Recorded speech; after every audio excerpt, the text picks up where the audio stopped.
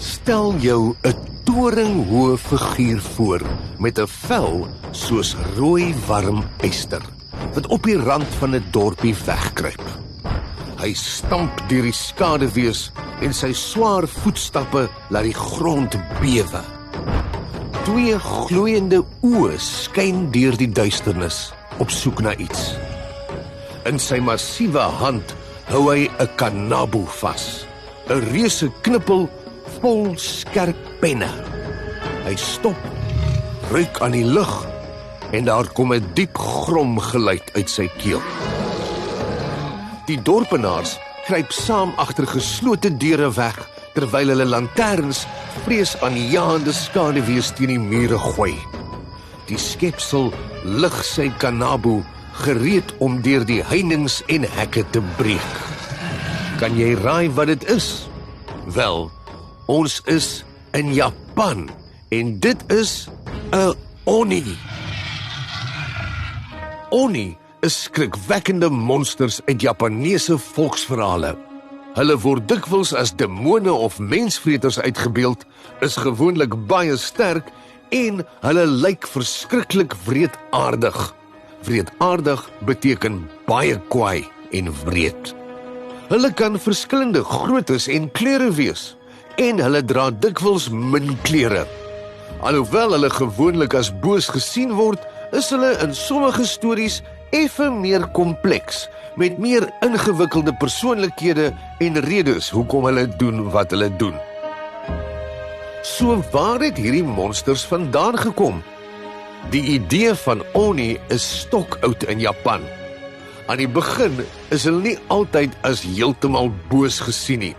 Hulle kon soos geeste of gode wees wat beide goeie en slegte dinge gebring het. Maar mettertyd is hulle al hoe meer met boosheid en straf of braak geassosieer. Oni het 'n baie belangrike plek in Japaneese kuns en stories. Hulle is gebruik om ongeluk, siektes en rampe voor te stel.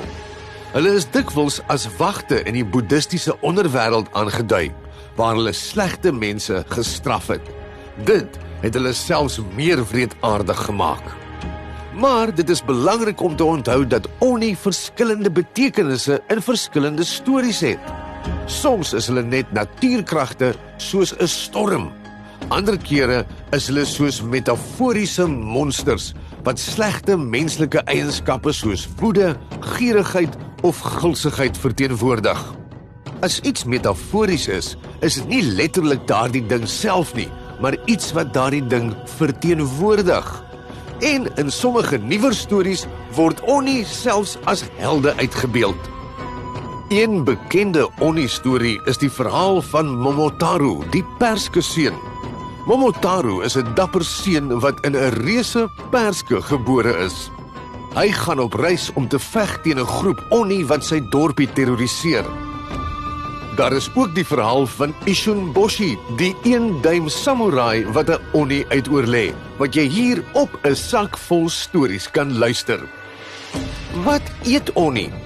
Dit hang van die storie af.